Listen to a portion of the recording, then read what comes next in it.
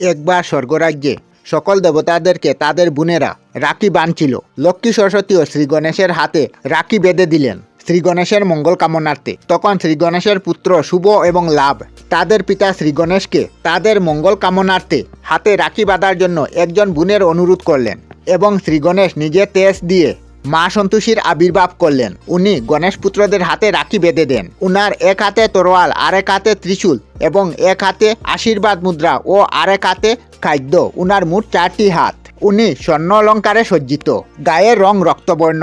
উনি সিদ্ধিদাত্রী দেবী। উনি সবসময় ভক্তদের মঙ্গল কামনা করে থাকেন। আর উনার পূজায় টক ফল নিষিদ্ধ এবং শ্রী গণেশের আশীর্বাদে তিনি দেবীরূপে পূজিত হন এবং সকল দৈবিক শক্তির অধিকারী হন।